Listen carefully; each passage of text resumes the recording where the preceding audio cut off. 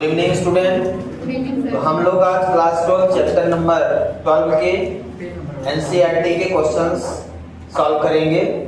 जो एक्सरसाइज में हमारे क्वेश्चन है उनको आज सॉल्व करेंगे हम लोग, ठीक है ना। तो आइए क्वेश्चन को सॉल्व करते हैं, टाइम वेस्ट ना करें। चैप्टर 12 है। चैप्टर 12 हमारा क्या है? एटम, ठीक है ना। तो एनसीईआरटी के क्वेश्चन हम लोग सॉल्व करेंगे।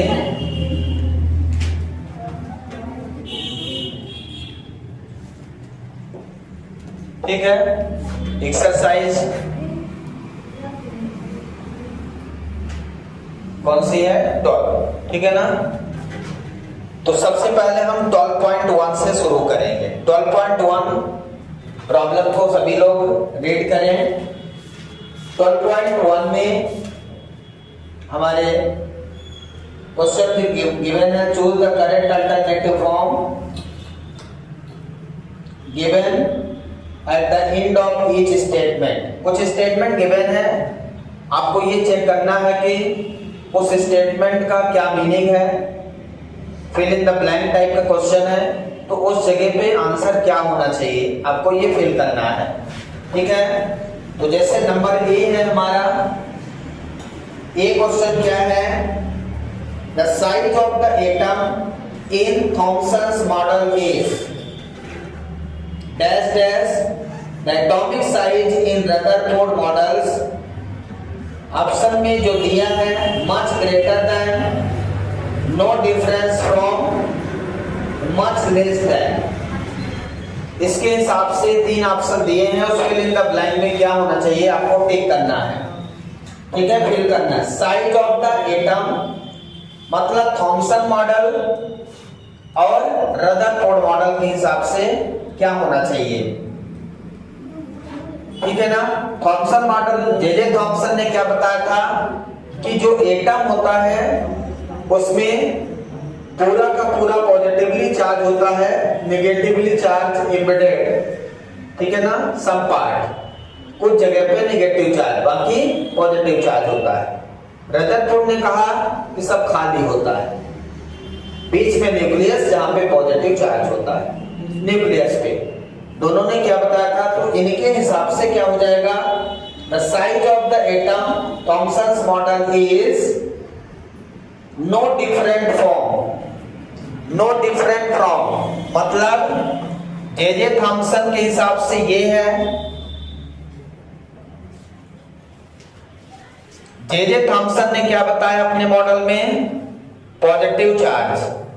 ये पूरा क्या था? Positive charge. और इन्होंने क्या बताया? शेप में कोई चेंज है? दोनों का शेप एक जैसा है। शेप कैसा है? एक जैसा। रदरफोर्ड मॉडल, ठीक है ना। तो रदरफोर्ड ने बताया कि यहां पे न्यूक्लियस होता है। क्या होता है? न्यूक्लियस। बाकी इसके चारों इलेक्ट्रॉन होते हैं। इन्होंने बताया कि कुछ जगह पे नेगेटिव चार्ज होते हैं, कुछ जगह पे होते हैं, बाकी पॉजिटिवली चार्ज रहते हैं, ठीक है ना। वाटरमेलन के बीज की तरह। अब यहां पे समझो आप, size of the atom in Thomson model. Thomson model के हिसाब से size is the atomic size in Rutherford model. मतलब size of J Thomson model और रदरफोर्ड मॉडल के हिसाब से साइज वही है। एटम के साइज में कोई डिफरेंशिएशन नहीं है, ठीक है ना। चार्ज पे डिफरेंशिएशन है कि चार्ज अंदर है कि बाहर है, कहां है। तो इनके हिसाब से मच ग्रेटर देन, किसका साइज इनके हिसाब से? क्या इनके हिसाब से इनका साइज बड़ा है, ज्यादा बड़ा है? कि दूसरा ऑप्शन है नो डिफरेंट फ्रॉम, तीसरा है मच लेस देन, कि इनके हिसाब से इनका साइज बहुत छोटा है। तो साइज के हिसाब से कोई चेंज नहीं है। तो यहां पे हम लोग डॉट डॉट में क्या भरेंगे? क्या लिखेंगे? No different from. समझ आया क्या? कोई डिफरेंस नहीं है दोनों में, दोनों के मॉडल के शेप में, साइज में कोई डिफरेंस नहीं है। तो फिल इन द ब्लैंक में क्या भर देंगे आप? No different from. समझ आया? ना तो छोटा है ना तो बड़ा है, कोई अलग से साइज नहीं है, साइज वही है। साइज के बारे में कोई दिक्कत रदरफोर्ड को नहीं है कि थी, कोई दिक्कत नहीं थी साइज के बारे में रदरफोर्ड को। क्लियर है? सेकेंड नंबर आते हैं बी पे। बी क्या कहता है? In the ground state of that as electrons are in stable equilibrium while in that as electron always experience a net force, Thomson model, Rutherford model. तो आपको यहां पे टिक करना है कि कौन सा मॉडल के हिसाब से क्या है, रदरफोर्ड मॉडल और थॉमसन मॉडल। तो आंसर के हिसाब से देखिए, in the ground state of electrons are in stable equilibrium. Electron Thomson model में स्टेबल इक्विलिब्रियम में है, क्योंकि यहां पे इलेक्ट्रॉन है। लेकिन रदरफोर्ड मॉडल में ये कहा गया कि इलेक्ट्रॉन रिवॉल्व करता है, रोटेट करता है, अपनी एनर्जी को लॉस करता है और एक टाइम के बाद न्यूक्लियस में कोलैप्स हो जाता है। बोहर ने कहा ऐसा संभव नहीं है। तो इसमें जो ये कह रहा है स्टेबल स्टेट है, तो एटम जो हमारा है जिसमें इलेक्ट्रॉन जो हमारा है निगेटिवली चार्ज जो हमारा है वो स्टेबल स्टेट में है। किसमें है? थॉमसन मॉडल में। ठीक है ना? इन the ground state of Thompson model, यहां पे पहले डेड डैश में क्या भरेंगे? पहले डेड डैश में क्या भरेंगे? Thompson model. समझ आया क्या? दूसरे डेड डैश में क्या भरेंगे? Rutherford model. समझ आया क्या? समझ आ रहा है? जे थॉमसन मॉडल के हिसाब से इलेक्ट्रॉन स्टेबल स्टेट में है, क्योंकि स्टेबल स्टेट मतलब वो अंदर है, एम्बेडेड है। उन्होंने थोड़ी बताया कि कहीं घूम रहा है, कहीं कुछ कर रहा है। इलेक्ट्रॉन एम्बेडेड है बस, तो स्टेबल है। लेकिन इन्होंने क्या कहा? इन्होंने क्या कहा कि इलेक्ट्रॉन ऐसे ऐसे घूम रहा है भाई। यहां से इलेक्ट्रॉन चला, घूमते घूमते अपनी एनर्जी को लॉस करते करते करते धीरे से कहां पहुंच गया? न्यूक्लियस में। मतलब कंटिन्यूअसली वो एनर्जी अपनी लॉस कर रहा है। Unstable state. कौन सी स्टेट? अनस्टेबल। तो इसमें फिल इन द ब्लैंक में क्या बनेंगे? पहले थॉमसन मॉडल, फिर दूसरे में रदरफोर्ड मॉडल। क्लियर है? ऑप्शन टिक करते चलिए। थर्ड सी नंबर है, a classical atom based on. C number हमारा है classical atom based on dash dash is doomed to collapse. Collapse किसमें हो जाता है एटम? रदरफोर्ड मॉडल में। ये कंडीशन है, रदरफोर्ड मॉडल में एटम कोलैप्स हो जाता है। तो सी में ऑप्शन क्या लगाएंगे? Rutherford model. ये वही कंडीशन है जब इलेक्ट्रॉन मूव करते करते कहां पहुंचता है? न्यूक्लियस में। न्यूक्लियस में तो एटम क्या हो जाता है? कोलैप्स हो जाता है। एटम क्या हो जाता है? कोलैप्स।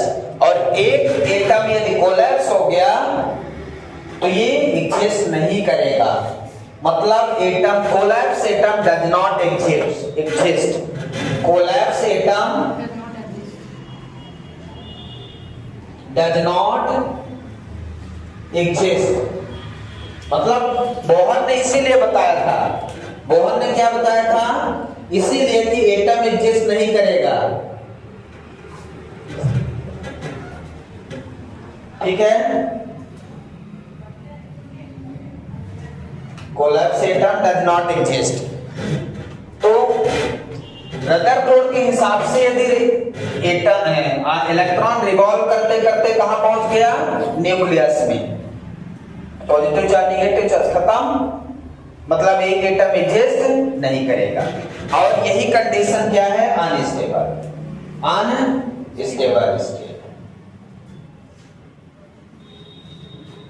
स्टेबिलिटी ऑफ एटम के बारे में रदरफोर्ड एक्सप्लेन नहीं कर पाए थे। मेन ड्रॉबैक इनका था, he could not explain the stability of atom। Rutherford का मेन ड्रॉबैक यही था, he could not explain the stability of atom। समझ आया क्या? तो यही रीजन था। तो इसमें क्या बन लिया, सी में रदरफोर्ड, क्या बन लिया, दैट डैश में रदरफोर्ड बन लिया सबने। इसके बाद डी पे आइए, डी में क्या है, एक ही तरह इसमें, an atom has a nearly continuous mass distribution in a dash dash but has a highly non-uniform mass distribution in dash dash। Thompson model, Rutherford model, बोलिए डी में क्या था, कंटिन्यूअस मास डिस्ट्रीब्यूशन। देखिए थॉमसन मॉडल में मास पूरी तरह से continuously, red part पूरा भरा हुआ बताया उन्होंने। वाटरमेलन की तरह बताया, थॉमसन ने क्या बताया कि वाटरमेलन की तरह होता है। वाटरमेलन देखा सबने, पूरा भरा हुआ है, कहीं ऐसा है कि हालो है, कहीं देखा वाटरमेलन खोखला, बीच में कुछ है ही नहीं, ऐसा देखा? जहां बीज है वहां भी है, बढ़िया खा लेते हैं गर्मी में, तो मन आ रहा है कहीं मिल जाए यार, अच्छा मन करने लगा कि वाटरमेलन मिल जाए, मिले कैसे? तो देखिए इसमें क्या है, पूरा ये हमने मॉडल बनाया जे थॉमसन, इसमें पूरा मास क्या है, कंटिन्यूअसली यूनिफॉर्मली डिस्ट्रीब्यूट है। इसमें इन्होंने कहा, रदरफोर्ड एक्सपेरिमेंट जब कर रहे थे तो बोले ये तो बहुत स्पेस है यार, बहुत जगह है, यहां जगह है, हर जगह है, जो whole mass of the atom to be concentrated at the nucleus. Rutherford ने कहा था कि whole mass of the atom to be concentrated at the nucleus, और इन्होंने कहा पूरा मास यूनिफॉर्मली डिस्ट्रीब्यूट होता है एटम में। तो पहले वाले डॉट डॉट में क्या होगा, पहले वाले डॉट में क्या होगा, थॉमसन मॉडल, ध्यान से देखिए, पढ़िए, समझ आ रहा है क्या? पहले वाले डॉट में क्या होगा, an atom has a nearly continuous mass distribution in a Thomson model but has a highly non-uniform mass distribution in a Rutherford model। दूसरे वाले में क्या हो जाएगा, रदरफोर्ड मॉडल, ठीक है? समझ आया क्या? क्लियर है? कोई डाउट? और बचा ई है, अब एक और है, ई है, ई क्या कहता है बताइए, the positively charge part of the atom possesses most of the mass in dash dash, बोलिए,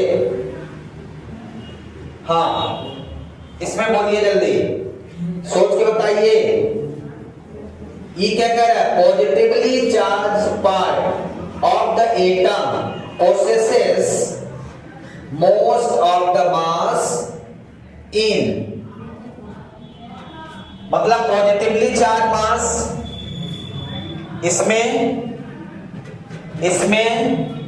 इसमें भी पॉजिटिवली चार्ज मास है, मतलब होल मास जहां पे पॉजिटिव चार्ज है, होल मास जहां पे पॉजिटिव चार्ज है, होल मास, ये सब होल मास है जहां पे है पूरा रेड पार्ट, ध्यान रखें, पूरा पॉजिटिवली चार्ज है। यहाँ पे जहां होल मास वहां पे पॉजिटिवली चार्ज है। मतलब जे थॉम्सन और रदरफोर्ड मॉडल दोनों में होल मास पे पॉजिटिवली चार्ज है, होल मास पे पॉजिटिवली चार्ज है। तो इसमें ऑप्शन क्या होगा? बोथ। क्या ऑप्शन है? Rutherford model oblique both the models. तो दोनों मॉडल हो जाएंगे, बोथ द मॉडल्स। तो इसमें जो फिल इन द ब्लैंक भरेंगे, बोथ द मॉडल। समझ आया क्या? पूरे हो गए? A B C D E, 1 2 3 4 5। किसी कोई डाउट है इसमें? क्लियर, समझ आ गया पूरा? अच्छा कॉन्सेप्ट था इसमें, अच्छी चीज थी इसमें। पूरा थ्योरी का कंक्लूजन आपके सामने है। यही चीज समझना चाहिए में, क्वेश्चन से ही सारी चीजें समझ आती हैं कि क्या क्या क्वेश्चन हो सकता है। तो जब क्वेश्चन सामने आता है तो थ्योरी भी समझ आती है। अच्छा ऐसा था, अच्छा ऐसा था, नहीं तो अच्छा ऐसा था ये समझे में नहीं आता, कैसा था बस पढ़ लिया फुर्सत।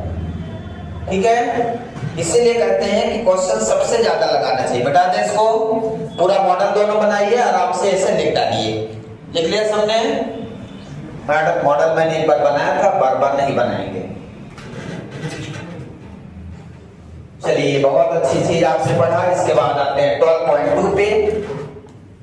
12.2 भी एक बहुत अच्छा क्वेश्चन है, थ्योरेटिकल है। इसको थोड़ा सा समझने का प्रयास करो। Suppose you are given a chance to repeat the alpha particle scattering experiment using a thin sheet of the solid hydrogen in place of gold foil. Question बहुत मजेदार है। क्वेश्चन ये कह रहा है कि मान लो आपको एक बार कहा जाए कि आप एक्सपेरिमेंट करिए, एक बार आप एक्सपेरिमेंट करिए। हमने जो एक्सपेरिमेंट किया था, रदरफोर्ड ने जो एक्सपेरिमेंट किया था, वो तो बढ़िया ही था, आपको अच्छा लगा होगा, मुझे भी अच्छा लगा। समझिएगा, ये है अल्फा पार्टिकल। क्वेश्चन समझ आया क्या किसी को? इसमें ये कह रहा है कि आपको जब स्कैटरिंग पैरामीटर हम कर रहे हैं, सेटअप याद है आपको? ये सेटअप जो मैंने आपको बना के बताया था उस दिन, यहां पे हमने गोल्ड फॉयल लगा दिया था, याद है? और ये पूरी स्क्रीन है, ठीक है, जिंक सल्फाइड के। ये गोल्ड फॉयल, ये अल्फा पार्टिकल है। अब क्वेश्चन ये है कि गोल्ड फॉयल की जगह हाइड्रोजन की फॉयल लगा दो। क्या लगा दो? Hydrogen atom.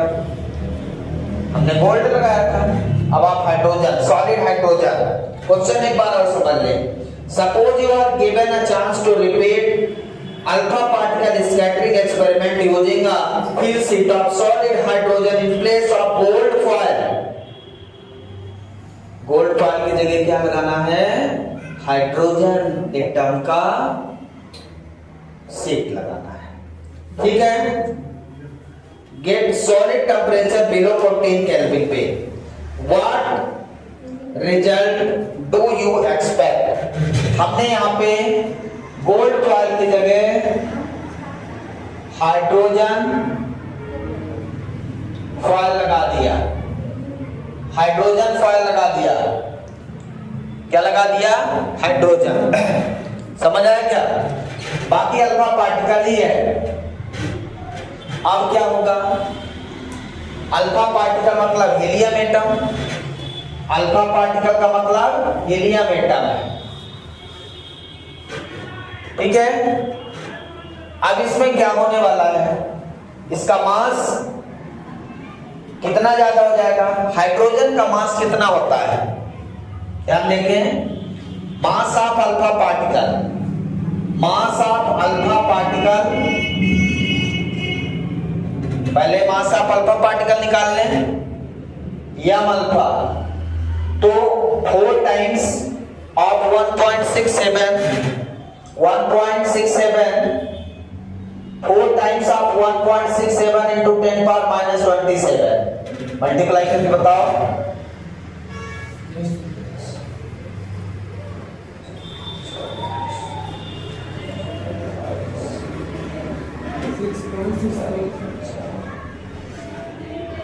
6.82 आ रहा है ना, into 10 to power minus 27 kg, जो भी है, ठीक है ना। अब मास ऑफ हाइड्रोजन एटम कितना होता है?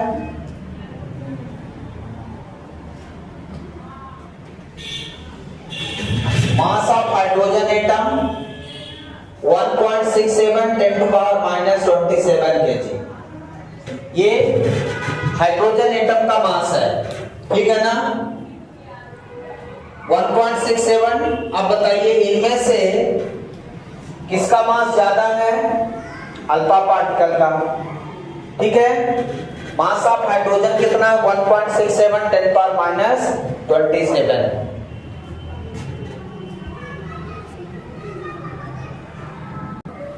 समझ आया क्या आपको? तो यहाँ पे अल्फा पार्टिकल का मास कितना है? 6.82 10 power minus 27 kg। Mass of hydrogen atom 1. ये मास ऑफ प्रोटॉन के बराबर है, इसके मास ऑफ प्रोटॉन के बराबर है। मतलब यहाँ पे मैं ले सकता हूँ मास ऑफ प्रोटॉन, मतलब ये मास ऑफ प्रोटॉन के बराबर है। मास ऑफ प्रोटॉन याद है आपको 1.67 2 भी होता है, तो 10 power minus 27 kg।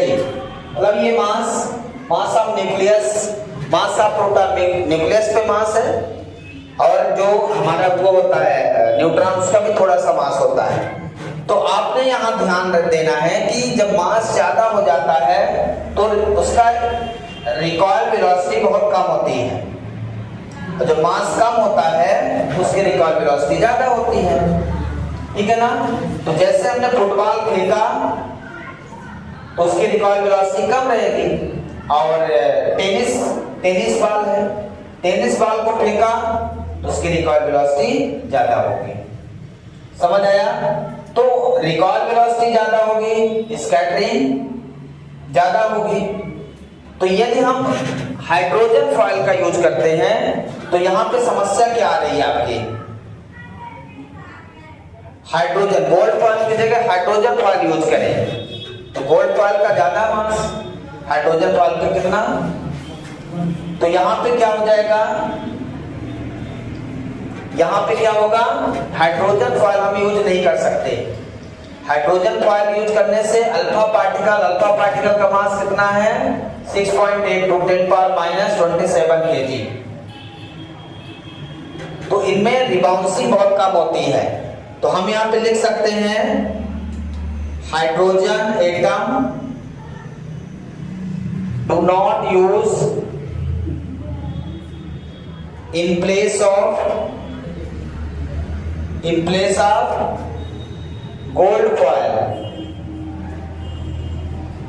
because it less scattering angle, ठीक है ना। क्या लिखा है? रीजन देखिए,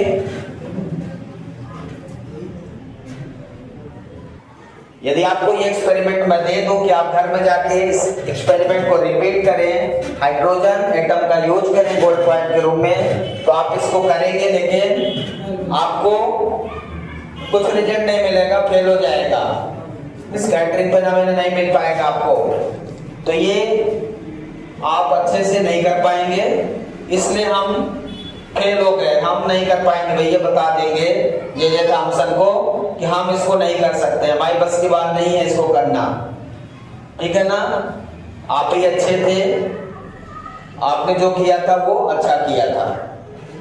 नेक्स्ट क्वेश्चन देखेंगे हम, बना लिया सबने। नेक्स्ट प्रॉब्लम है 12.3 देखिए,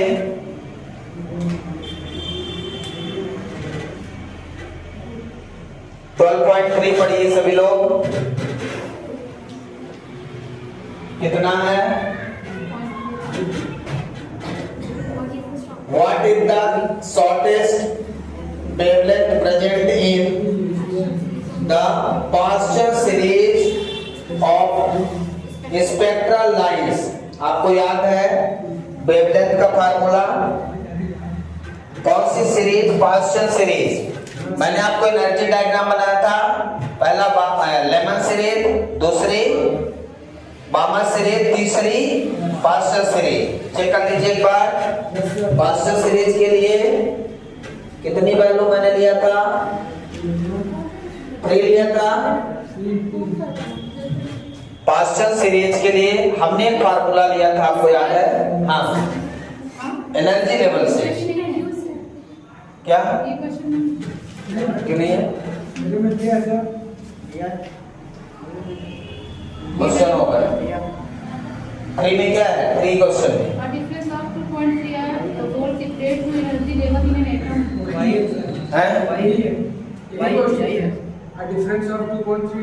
हाँ, ये वाला नहीं है ना? हाँ ठीक है, उल्टा क्वेश्चन हो गया था। A difference of 2.3 electron volt appears, क्या लिखा है? Separate two energy level in an atom. What is the frequency of radiation emitted when the atom make a transition from the upper level to the lower level?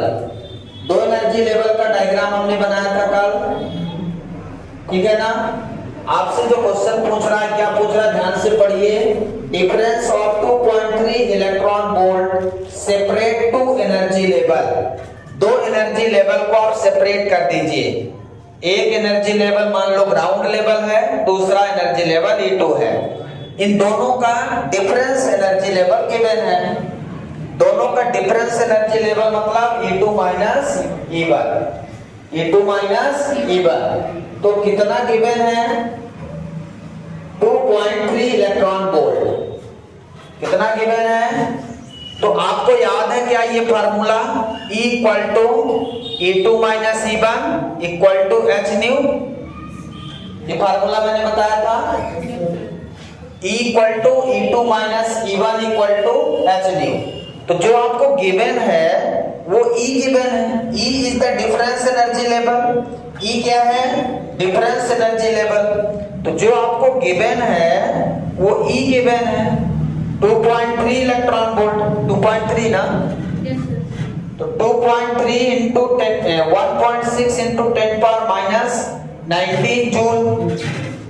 Joule में बदल लेंगे energy को, ठीक है ना? तो ये हो जाएगा हमारा। और क्या गिवन है? अब इसमें जो क्वेश्चन आपको सॉल्व करना है तो यहां से निकालना है फ्रीक्वेंसी। क्या निकालना है? फ्रीक्वेंसी निकालना है।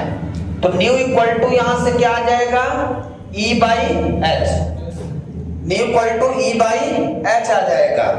और E हमें गिवन है 2.3 into 1.6 10 power minus 19 divided by H 6.62 10 power minus 34। इसको सॉल्व कर लेंगे तो फ्रीक्वेंसी कितनी आ जाएगी? 5.6 10 पावर 14 हर्ट्ज। चेक कर लीजिए, 5.6 10 पावर 14 हर्ट्ज। ठीक है ना? ये 2 एनर्जी लेवल का डिफरेंस आपको गिवन है। एक्साइटेड एनर्जी लेवल, ये ग्राउंड एनर्जी लेवल। कल भी समझाया था। ये है क्वेश्चन आपका। अगला क्वेश्चन 10.4। 10.4 क्या है? इसको लिख लीजिए। The ground state energy of hydrogen atom is minus 13.6 electron volt। Prove भी किया था हमने।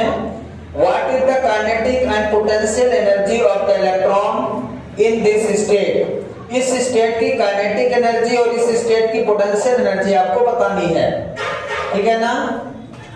तो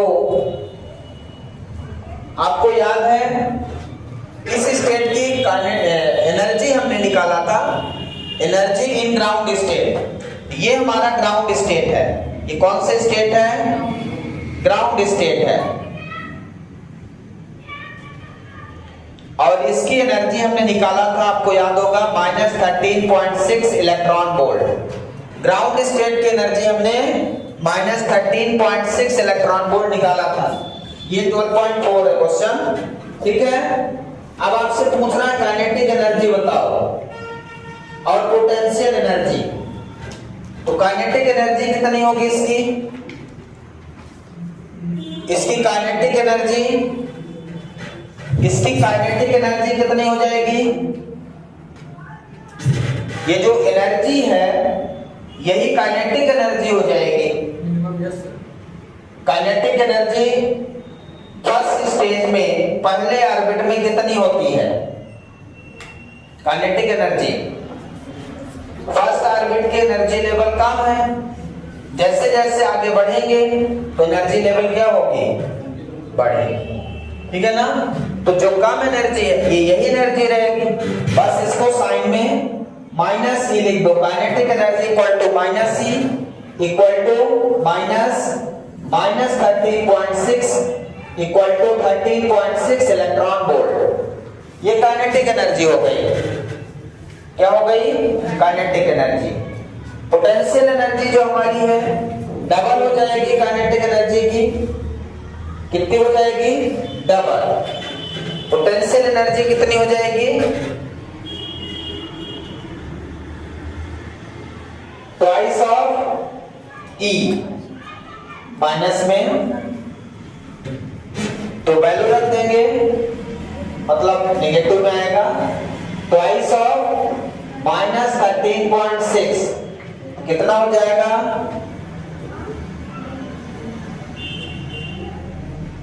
-27.2 इलेक्ट्रॉन वोल्ट हमारी पोटेंशियल एनर्जी हो जाएगी।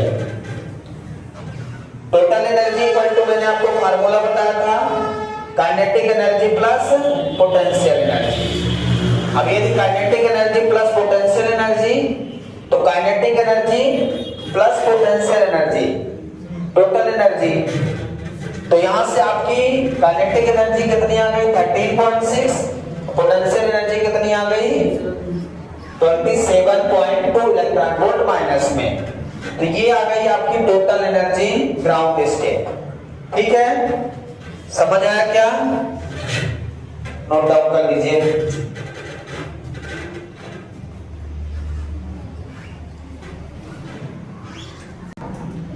तो नेक्स्ट प्रॉब्लम कौन सी है? 12.5।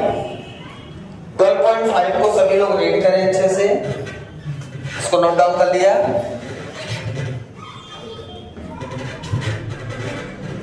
12.5 प्रॉब्लम है।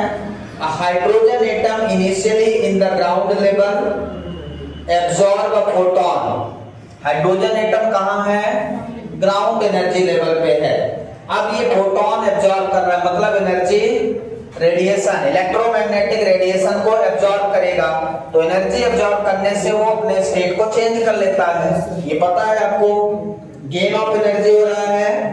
Which excite it to the n equal to 4 level determine the wavelength and frequency of photon।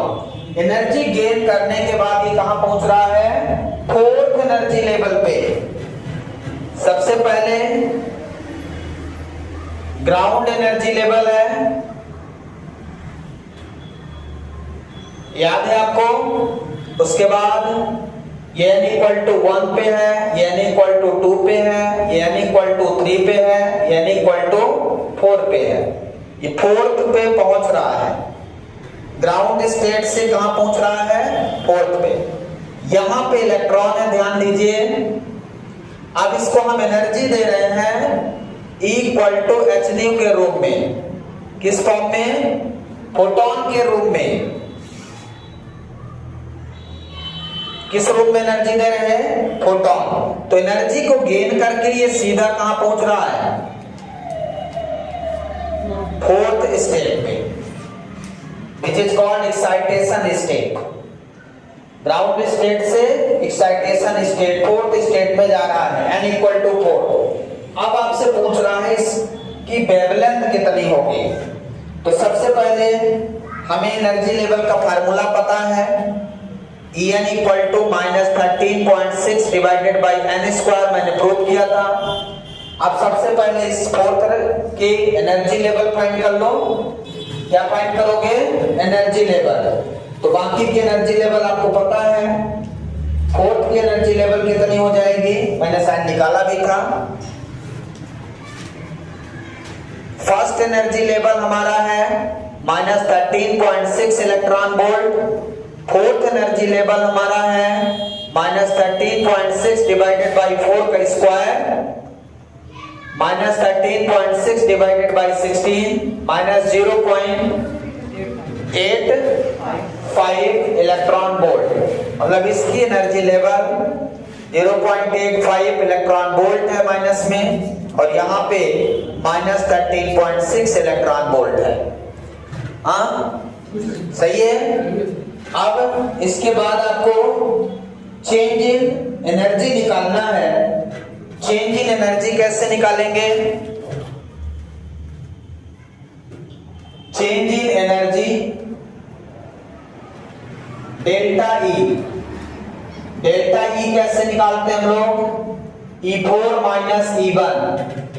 जब दो में लेते हैं तो E2 माइनस E1, यहां E4 माइनस E1 करेंगे तो E4 कितना है? -0.85 माइनस 13.6। बताइए कितना आएगा? सॉल्व करिए इसको। -0.85 माइनस प्लस 13.6 सॉल्व कर लीजिए। यह आ जाएगा 12.75 इलेक्ट्रॉन वोल्ट आएगा। 12 आ जाएगा 12.75 इलेक्ट्रॉन वोल्ट। क्या आ गया हमारा? Total change in energy. ठीक है ना?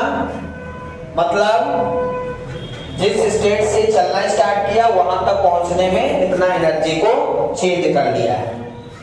अब इसको जूल में निकाल लो और उसके बाद इक्वल टू एच न्यू, मतलब ये डेल्टा ई आ जाएगा। आपको फार्मूला लगा देंगे तो डेल्टा ई 12.75 इंटू 1.6 10⁻⁻19 जो अब delta E equal to H nu और nu equal to C by lambda. Wavelength पूछा है तो फार्मूला लगा दो।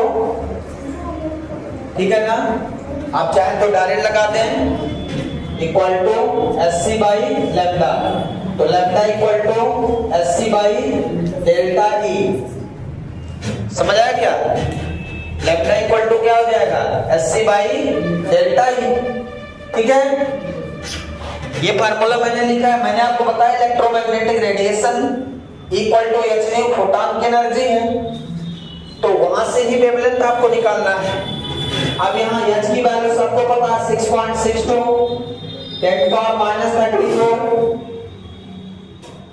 Into C speed of light 3 × 10⁸ 3 × 10⁸ divided by delta E मैंने निकाल लिया 12.75 इंटू 1.6 10⁻⁻19 जूल।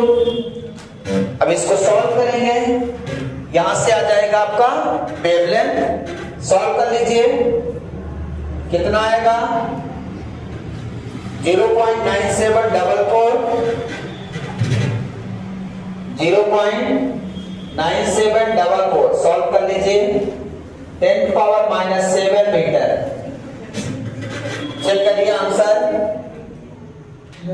974 इंटू 0.5, इसको ऐसा भी लिख सकते हैं 974.4 10⁻⁻10 मीटर, ऐसा भी लिख सकते हैं।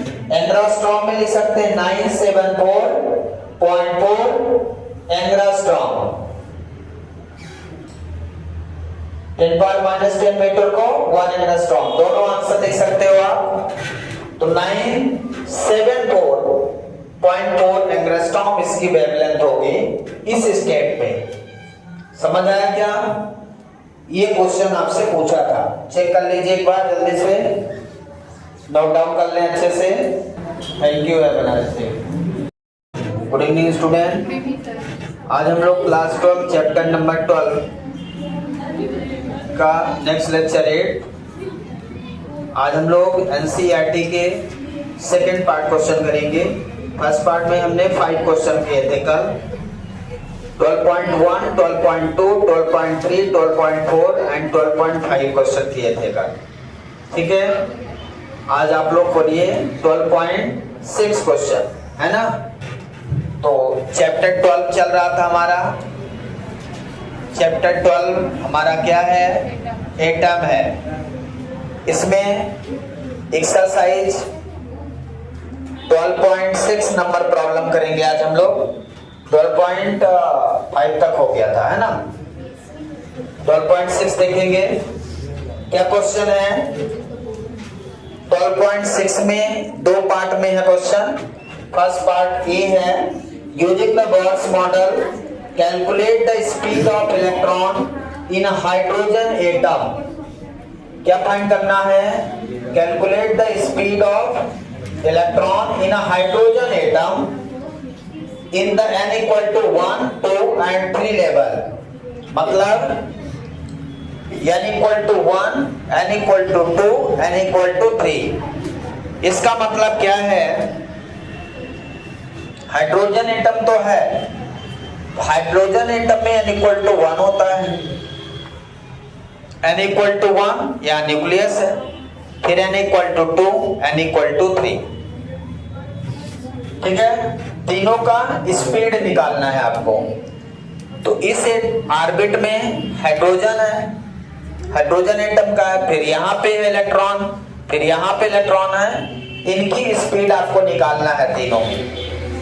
कैसे निकालेंगे? बोहर्स मॉडल के अकॉर्डिंग स्पीड ऑफ इलेक्ट्रॉन आपको nth ऑर्बिट का बताना है। The speed of electron, the speed of electron in nth orbit according to Bohr's. ठीक है ना, अकॉर्डिंग टू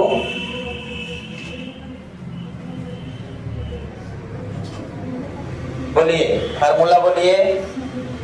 स्पीड कितना फाइंड किया था? v इक्वल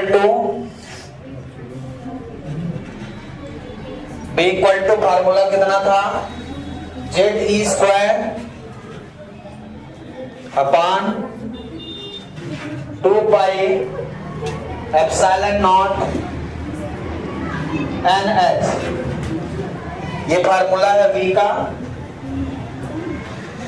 हमने डायरेक्ट वहां से रेडियस फाइंड कर लिया था। यदि उसी फार्मूले से वेलोसिटी निकालेंगे तो ये आ जाएगा। हमने जो फार्मूला यूज किया था उसमें हमने डायरेक्ट आगे जाके रेडियस निकाल लिया था। वेलोसिटी निकालेंगे तो ये आ जाएगा। ठीक है ना। या इसको हम ऐसा लिख सकते हैं, के के रूप में लिखेंगे तो 2 का ऊपर नीचे मल्टीप्लाई करेंगे 1/4 पाई एप्सिलॉन नॉट हो जाएगा। मतलब 2k ZE² upon n into h। ऐसा फार्मूला बन जाएगा 2k ZE² upon 2 pi epsilon naught. Pi का 2 पाई ke² लिखा है। कैसे फार्मूला तो हमने सही लिखा है sir, ZE² upon 2 pi epsilon naught NH। ठीक है ना। ये nth ऑर्बिट का फार्मूला है। किसका है? nth ऑर्बिट का। इसमें यदि हम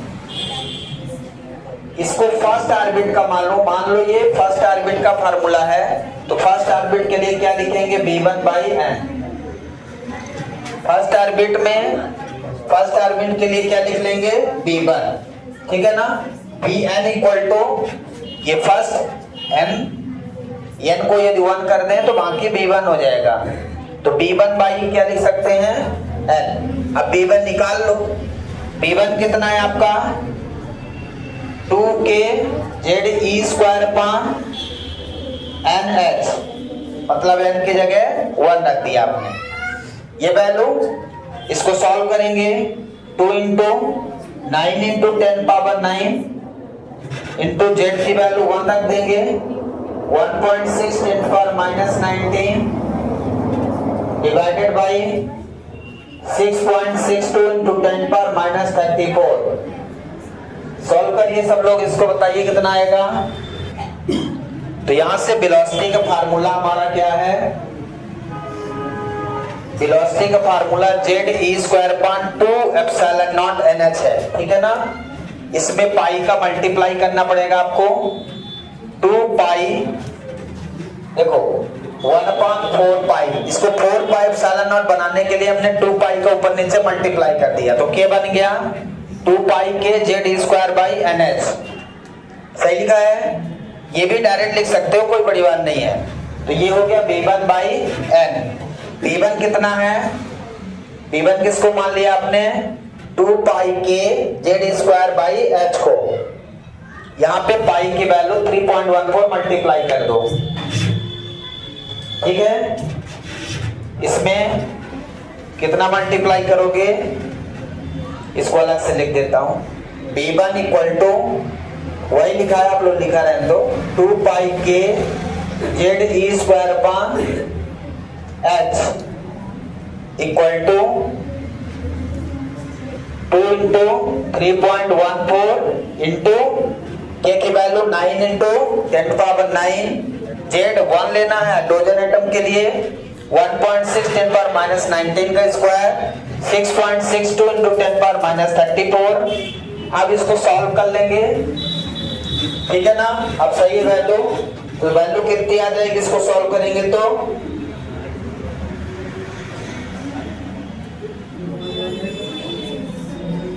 कितना आ जाएगा 2.186 इंटू 10 पावर 6 मीटर पर सेकेंड। ये आ गई फर्स्ट ऑर्बिट में जो इलेक्ट्रॉन है, फर्स्ट ऑर्बिट में प्रेजेंट इलेक्ट्रॉन की वेलोसिटी, ठीक है ना। 2.186 10 पावर 6 मीटर पर सेकेंड, 2.186 इंटू 10 पावर 6 मीटर पर second. So this is the speed of electron in first orbit. ये क्या है, speed of electron in first orbit, ठीक है। ध्यान रखिए, speed of electron in first orbit. इसी तरह सेकंड का निकालेंगे तो क्या लिखेंगे, सेकंड का बताइए, speed of electron in second orbit क्या लिखेंगे, बोलिए। P2 इक्वल टू क्या लिखते हैं, V1/2। ये V1/m, n की जगह क्या लिख देंगे, second orbit, first orbit 1, second orbit 2, third orbit ये। तो सेकेंड ऑर्बिट में इलेक्ट्रॉन की स्पीड हम निकाल रहे हैं, तो क्या करेंगे, इसको 2 से डिवाइड कर देंगे, 2.186 डिवाइडेड बाई 2 इंटू 10 पावर 6 कितना हो जाएगा, बोलिए 1.93, ठीक है। 10 पावर 6 मीटर पर सेकेंड। ये सेकेंड इलेक्ट्रॉन, सेकेंड ऑर्बिट में इलेक्ट्रॉन की स्पीड मिल गई आपको, क्लियर है। ऐसे ही थर्ड ऑर्बिट में निकालना है। थर्ड ऑर्बिट में कितना है, यहाँ 1.093 है। इसके बाद थर्ड ऑर्बिट में बताइए, speed of electron in third orbit, P3 equal to क्या हो जाएगा, P1/3 कर दो, P1/3। फर्स्ट ऑर्बिट का इलेक्ट्रॉन का स्पीड मिल गया। अब जिस भी ऑर्बिट का निकालना उसको n से, n मतलब number of orbit, number of orbit से डिवाइड कर दीजिए। तो 2.186 डिवाइडेड बाई 3 इंटू 10 पावर 6 कितना आ जाएगा? डिवाइड करिए।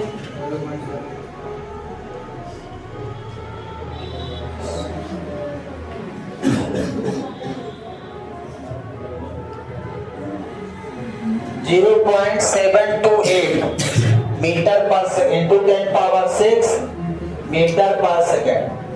तो V3 हमारा आ गया 0.728 10 पावर 6 मीटर पर सेकेंड। ये आपसे पूछा था तीनों ऑर्बिट में आप स्पीड ऑफ इलेक्ट्रॉन बताइए। तो फर्स्ट ऑर्बिट के स्पीड ऑफ इलेक्ट्रॉन कितना आ गया? 2.186 10 पावर 6। मैंने जनरल फार्मूला बना दिया था यहाँ से। सेकेंड ऑर्बिट का V1/2 तो कितना स्पीड आ गया? 1.093 10 पावर 6। और थर्ड ऑर्बिट में इलेक्ट्रॉन का कितना आ गया स्पीड? 0.728 into 10 power 6। यहाँ पे एक चीज क्लियर हो रहा है कि अलग अलग ऑर्बिट में इलेक्ट्रॉन अलग अलग स्पीड से रिवॉल्व करते हैं, अलग अलग एनर्जी लेवल है उनकी। जब अलग अलग एनर्जी लेवल है तो उनकी अलग अलग स्पीड भी होगी। तो हर ऑर्बिट में इलेक्ट्रॉन अलग अलग स्पीड से घूम रहे हैं, ये ध्यान रखना है। तो फर्स्ट ऑर्बिट में इतनी स्पीड से, सेकंड में इतनी, थर्ड में इतनी स्पीड से। क्लियर है? ये फर्स्ट पार्ट आपका कंप्लीट हो गया। इसके बाद सेकंड पार्ट क्या पूछता है? नोट डाउन हो गया? फर्स्ट पार्ट कंप्लीट कर लीजिए। इसके बाद सेकंड पार्ट इसका क्या है? बी पार्ट क्या पूछता है? बी पार्ट है calculate the orbital period in each of these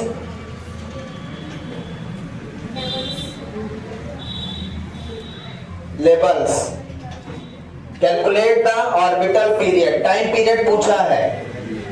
अब ऑर्बिटल का टाइम पीरियड बताओ भाई। टाइम पीरियड आपको पता है, time period time taken by the electron to complete one cycle. What is the time period? Time taken by electron to complete one cycle. जब electron यहाँ revolve कर रहा है ऑर्बिट में तो एक साइकिल कंप्लीट करने में लगा समय टाइम पीरियड कहलाता है। एक साइकिल कितने समय में कंप्लीट कर लेगा, ठीक है? तो वो टाइम पीरियड है। और टाइम इक्वल टू क्या होता है? आपने पढ़ा है speed equal to distance upon time. पढ़ा है क्या? कितने लोग पढ़े 11th में? Speed equal to distance upon time. तो टाइम इक्वल टू या time period equal to, time period को हम कैपिटल टी से डिनोट करते हैं, equal to distance upon speed.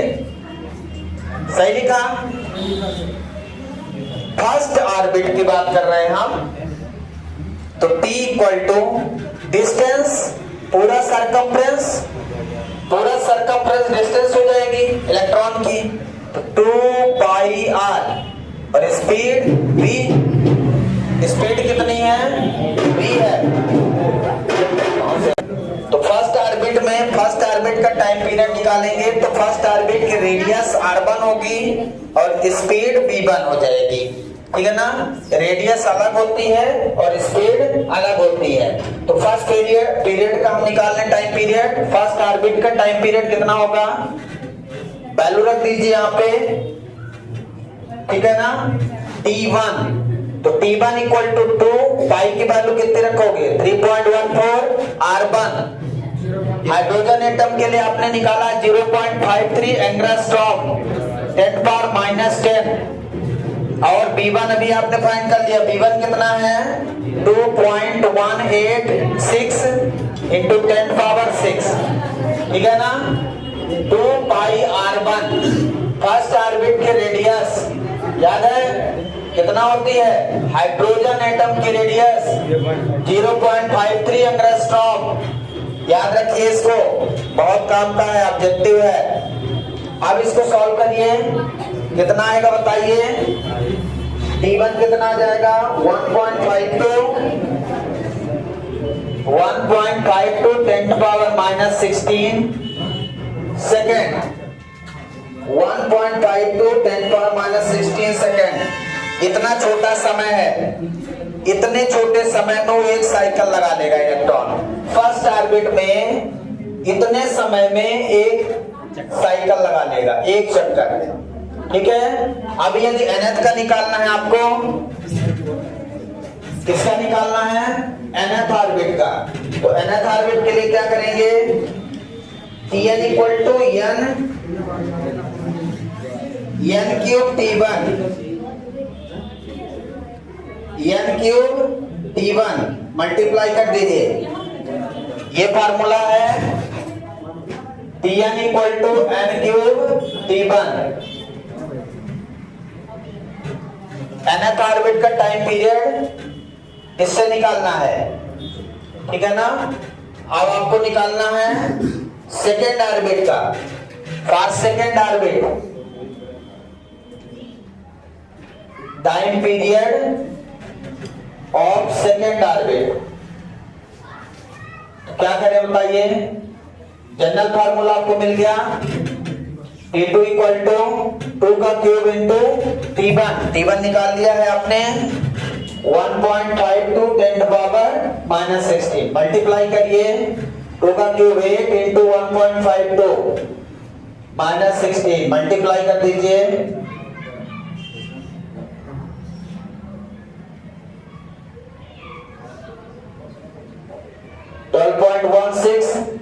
Ten power minus 16 second, सही है। देखिए ये आ जाएगा। तो ये इसमें टाइम पीरियड 1.56 लगा, इसमें 12.16, थोड़ा सा ज्यादा। जैसे जैसे आगे जाएगी वेलोसिटी कम होगी तो टाइम ज्यादा लगेगा रिवॉल्व करने में, सीधी सी बात है। तो आपसे क्या पूछा था? ईच इन दीज, मतलब तीनों का निकालना है। फर्स्ट का टाइम पीरियड, सेकंड का टाइम पीरियड, थर्ड का time period. T3 equal to 3 का क्यूब इंटू T1। 3 का क्यूब कितना? 27 इंटू 1.52। ये जल्दी बताओ, पूरा करके बताओ जल्दी से, कितना होगा? 27 इंटू 1.52 मल्टीप्लाई कर दीजिए। 4.1 10 power minus 15, 4.1 into 10 power minus 15 second. इसमें और कम टाइम लग गया और ज्यादा टाइम लग गया, माइनस 15 हो गया, टाइम ज्यादा लग रहा है। ठीक है, तो ये तीनों ऑर्बिट का हमने स्पीड निकाल दिया, तीनों ऑर्बिट का हमने टाइम पीरियड निकाल दिया। ठीक है, मैं ये फार्मूला ध्यान रखना आपको, इंपॉर्टेंट फार्मूले हैं ये। जब फार्मूला याद रखेंगे तो किसी भी ऑर्बिट का टाइम पीरियड या किसी भी ऑर्बिट की स्पीड पूछे, फार्मूला याद रखिए। फार्मूला याद है तो बन जाएगा, फार्मूला नहीं याद है तो फिर नहीं बनना है। क्लियर? ये कौन सा क्वेश्चन था? 12.6। अब हम आगे करेंगे 12.7। ठीक है ना? तो 12.7 सभी लोग पढ़िए, क्वेश्चन पढ़िए। क्वेश्चन क्या है? 12.7 क्वेश्चन 12.7 है, the radius of innermost electron orbit of a hydrogen atom is 5.3 10 power minus 11 meter.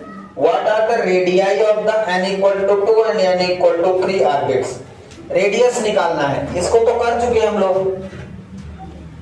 Hydrogen atom का रेडियस निकाल चुके हैं, फर्स्ट ऑर्बिट का रेडियस निकाल चुके हैं, सेकंड का मतलब n स्क्वायर इंटू r1। जैसे इसमें n क्यूब है, उसमें n स्क्वायर है।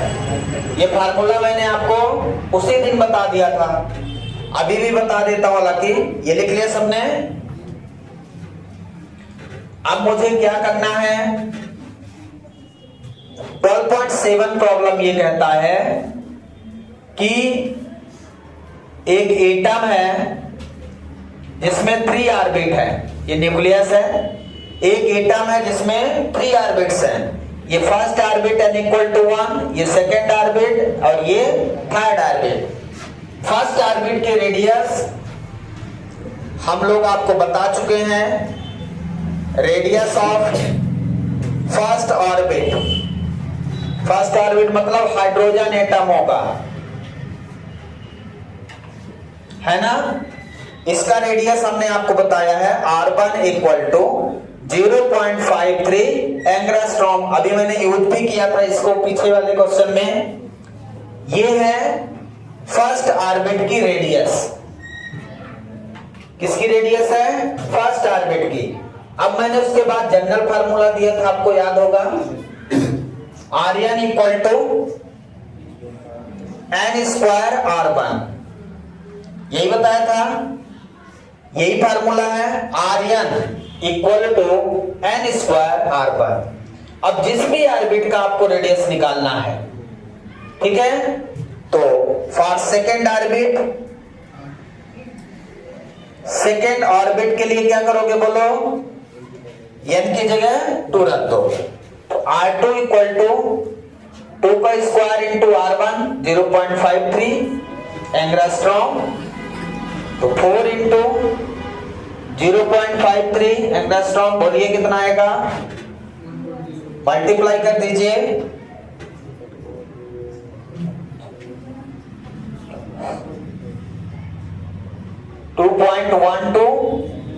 एंग्स्ट्रॉम हो जाएगा, चेक कर लीजिए, 2.12 एंग्स्ट्रॉम, ठीक है ना। या पावर में लिखना चाहेंगे तो, पावर में लिखना चाहेंगे तो कितना लिख सकते हैं, 2.12 इंटू 10⁻⁻10 मीटर, दोनों आंसर लिख सकते हैं। मीटर में पूछा है तो 1 एंग्स्ट्रॉम इक्वल टू 10⁻⁻10 मीटर, ठीक है, वैल्यू पुट कर सकते हैं। थर्ड ऑर्बिट का बताइए, थर्ड ऑर्बिट के रेडियस का 3 का स्क्वायर इंटू R1 मतलब 9 इंटू 0.53 एंग्स्ट्रॉम, कितना हो जाएगा,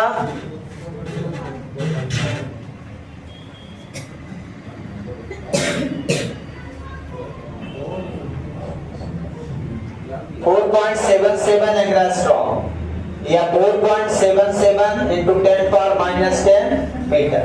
ये तीनों ऑर्बिट की रेडियस मिल गई आपको। तीनों ऑर्बिट की रेडियस पूछा था आपसे, चेक कर लीजिए मिल गई कि नहीं। फार्मूला याद रखिए, ये डायरेक्ट क्वेश्चन है, ऑब्जेक्टिव में पेपर में आता है, कई बार आया, radius of hydrogen atom 0.53 angstrom. Second orbit का यदि पूछ लिया रेडियस तो फिर आप बता नहीं पाएंगे यदि ये फार्मूला नहीं याद है तो, इसलिए इनको याद रखिए। 1 सेकंड के क्वेश्चन है, फर्स्ट ऑर्बिट का आपको पता है, उसमें n स्क्वायर R1 कर दो। R1 मतलब पहले ऑर्बिट का पता है हमें, अच्छा जिस भी ऑर्बिट का पूछ ले तो क्वेश्चन ऐसे ही आते हैं पेपर में, जो बहुत इजी रहते हैं, लेकिन हम लगाए नहीं रहते तो बनता नहीं है, इसलिए इसको लगाना जरूरी है। तो लगा दिया। अगला देखते हैं 12.8 प्रॉब्लम। क्वेश्चन पढ़िए सब लोग। 12.8 क्या है, बोलिए जल्दी। 8 है कि 9? अभी जो बताया कौन सा था, 7। हाँ इसका बी भी है। हाँ बोलिए। 12.8 प्रॉब्लम है, क्या है, 12.5 इलेक्ट्रॉन वोल्ट, यही है। 12.5 electron volt electron beam is used to bombard gaseous hydrogen at room temperature. What series of wavelength will be emitted? Hydrogen bombarding किया जा रहा है हाइड्रोजन से, ठीक है ना। तो किस तरह से इलेक्ट्रोमैग्नेटिक रेडिएशन निकलेंगी, ठीक है ना, बाहर। तो हाइड्रोजन बम बहुत खतरनाक होता है, और यदि आपने हाइड्रोजन बम से बम्बारिंग कर दी तो समझ जाओगे जीवन असंभव है, वहां बच नहीं सकता कोई। गैस है गैस, या नॉर्मल तो आदमी जी नहीं पाता है, हाइड्रोजन गैस जहाँ हो जाए वहां बिछा जाएंगे लोग, ठीक है। तो यही समस्या है यहाँ पे इस क्वेश्चन में। कितना है 12.5 electron volt electron beam is used, ठीक है, bombard gaseous hydrogen at room temperature. Room temperature पे बम्बारिंग की जा रही है गैसियस हाइड्रोजन की, ठीक है। What series of wavelength will be emitted, किस तरह की वेवलेंथ की सीरीज इमिट होगी, ये आपसे पूछ रहा है क्वेश्चन, ठीक है। तो एनर्जी लेवल आपको पता है, एनर्जी लेवल पता है कि नहीं? Energy, first energy level, second energy level, third energy level.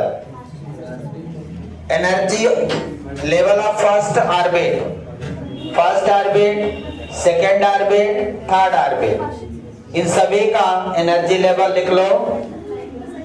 बाद में मैंने लिखवाया भी था, En equal to -13.6 divided by n square, यही फार्मूला है। First energy level hydrogen atom का एनर्जी -13.6 इलेक्ट्रॉन वोल्ट। सेकंड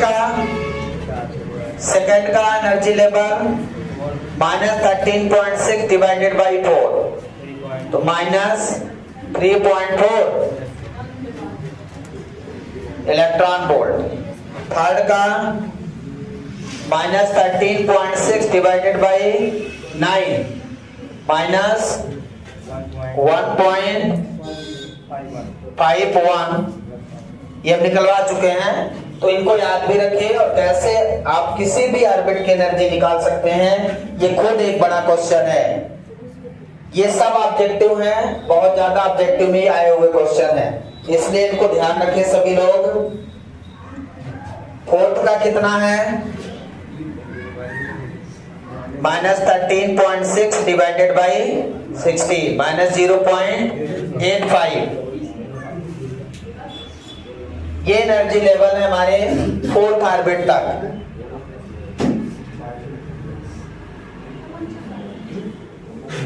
ठीक है, 12.5 electron volt emission, hydrogen bombarding room temperature, what is the series of wavelength will be emitted,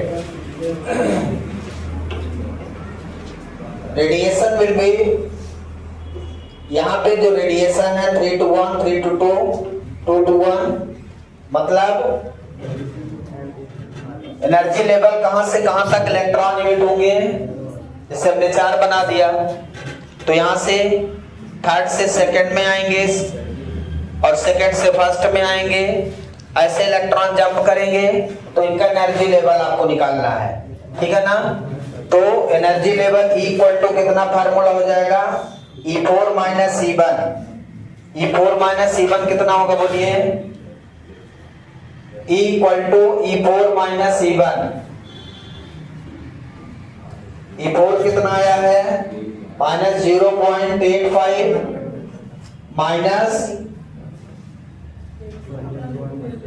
-13.6, बोलिए कितना आएगा, minus कर दीजिए 12.75 इलेक्ट्रॉन वोल्ट। कल भी निकाला था शायद, 12.75 निकाला था क्या इसको?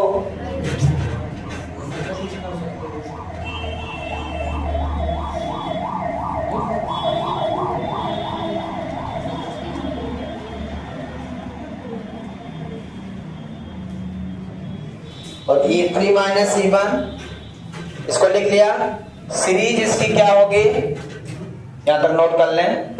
हाँ देखिए, इसमें सबसे पहले क्वेश्चन में 12.5 इलेक्ट्रॉन वोल्ट, इसमें जो एनर्जी गिवन थी 12.5 इलेक्ट्रॉन वोल्ट की गिवन थी एनर्जी, ये गिवन एनर्जी है। अब हमारी जो एनर्जी निकली है कितनी निकली है, 12.75 इलेक्ट्रॉन वोल्ट। E4 - E1 12.75 है। मतलब यदि इलेक्ट्रॉन फोर्थ ऑर्बिट से फर्स्ट ऑर्बिट में जंप करता है तो इतनी एनर्जी उसको चाहिए, इतने रिलीज करेगा मतलब। और यदि थर्ड से यदि थर्ड से जंप करता है तो इससे कम हो जाएगी। ये एनर्जी हमारी कम है, जो आपने एनर्जी दिया है ये कम है और ये एनर्जी ज्यादा है।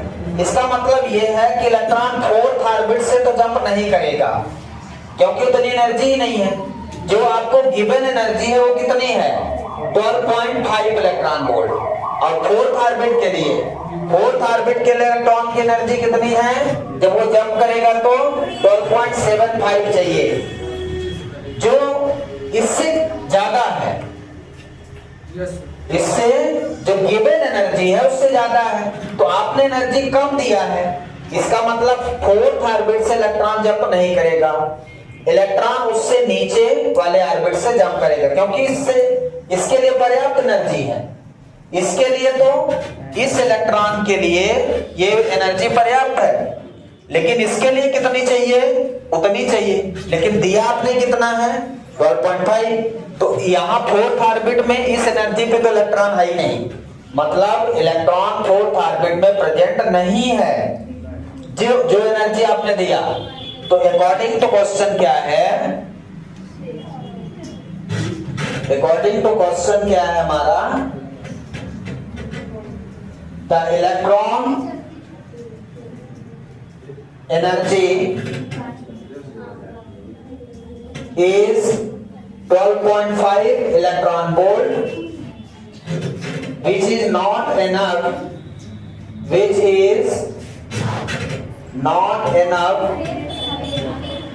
to present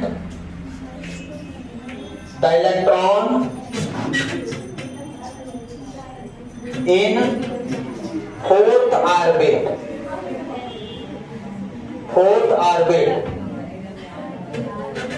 Therefore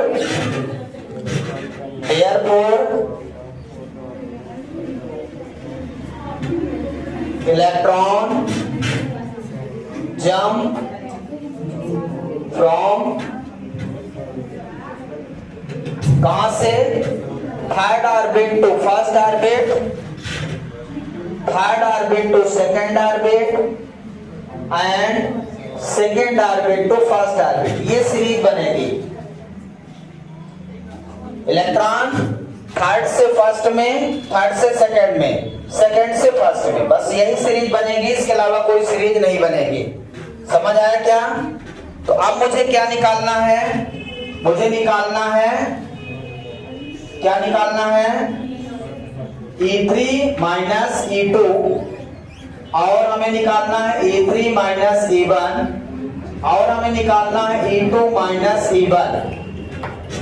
3 से 1, E3 minus 1, E3 minus 2, E3 minus 1। ये सीरीज की एनर्जी आपको निकालना है। बोलिए E3 माइनस E2 कितना? माइनस 1.51 माइनस 3.4, और E3 minus 1.51 minus E1 minus 13.6, और ये E2 माइनस 3.4 माइनस 13.6। बोलिए एनर्जी जल्दी। E3 माइनस E2 कितना हो जाएगा? सब्ट्रैक्ट करिए दोनों, तीनों वैल्यू, जल्दी बताइए फिर आंसर आए। पहले का 1.89, दूसरे का 12.09, तीसरे का सर 10.2। माइनस नहीं लगेगा, इतना तो मुझे पता है। ठीक है, इतना मुझे पता है, वहां भी तुम लोग जानो। इसको मिटा देंगे। अब आपका फार्मूला लगाना है, equal to SC by lambda, equal to H nu equal to SC by lambda. अब आपको वेवलेंथ का सीरीज निकालना है। सबसे पहले लैम्डा 1, तो आपको सबसे पहले कौन सी सीरीज निकालना है? SC by E3 minus E1, SC by E3 minus E1। ध्यान से देखिए, फर्स्ट लैम्डा 1 थर्ड ऑर्बिट से फर्स्ट ऑर्बिट में, तो lambda 1 equal to SC by, ये formula equal to H nu equal to SC by lambda लगा दिया। अब SC की वैल्यू फिक्स है, कितनी होगी? H की वैल्यू 6.62 10 पावर माइनस 34, C है 3 into 10 power 8 divided by E3 minus E1 निकाल लिया, 12.09 into 1.6 10 to power minus 19। Electron volt है तो उसको वोल्ट में कन्वर्ट करेंगे जूल में। समझ आया क्या? बोलिए वैल्यू जल्दी। लैम्डा 1 की वैल्यू कितनी आ जाएगी? 1028 10 power minus 10, 1028 10 to power minus 10 या 1028 एंगस्ट्रॉम। ये फर्स्ट वेवलेंथ आ गई। सिमिलरली लैम्डा 2 निकालेंगे कैसे? SC by E3 minus E2, E3 minus E2 6.62 to 10 power minus 34 3 into 10 power 8 divided by E3 minus E2 कितना? 1.89। ठीक है, 1.89 into 1.6 10 to power minus 19। इसको solve करिए, बताइए कितना आया? लैम्डा 2 कितना आ जाएगा?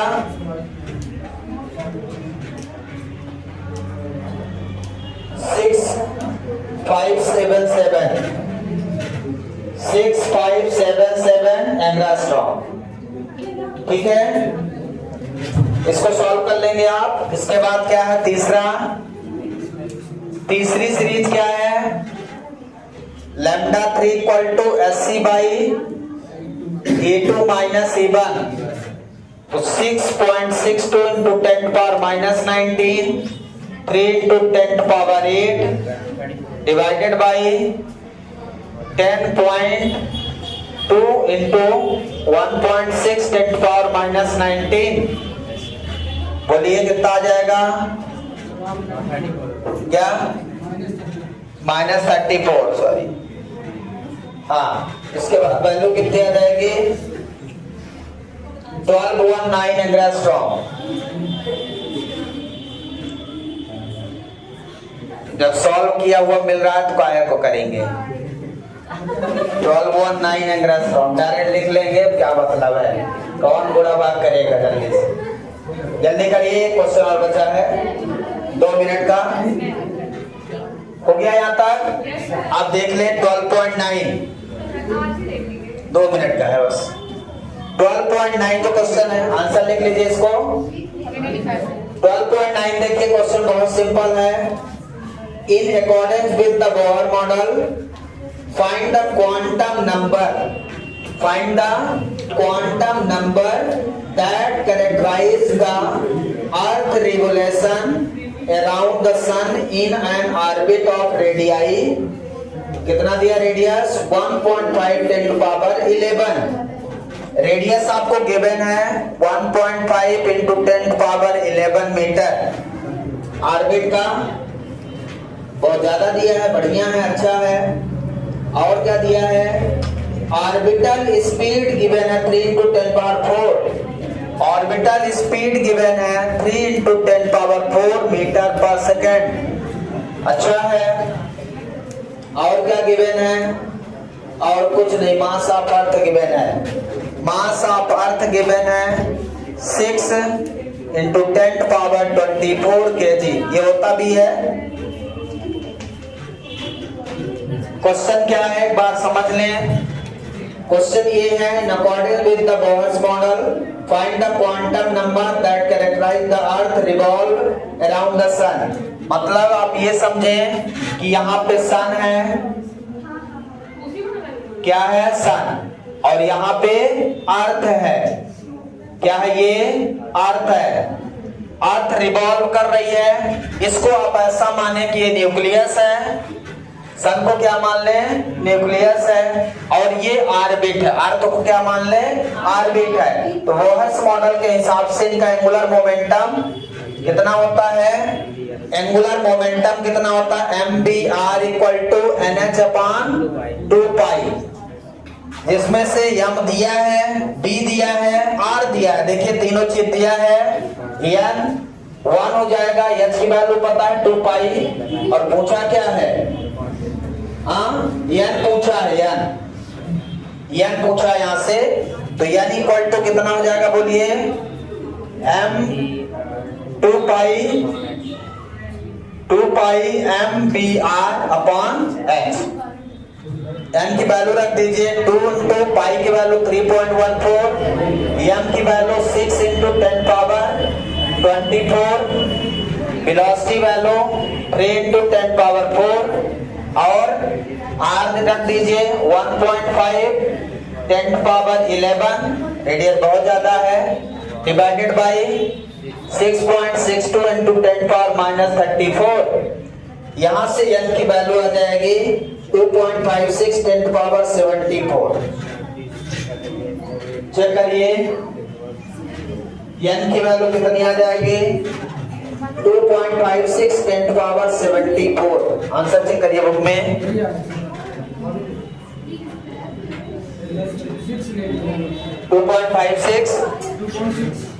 2.6 भी लिख सकते हैं, 10 पावर 74 नंबर है ये, तो नंबर ऐसे ही रहेगा, ठीक है ना, 2.56 10 पावर 74 यूनिट नहीं रहेगी, ठीक है। बाकी कल करेंगे, थैंक यू।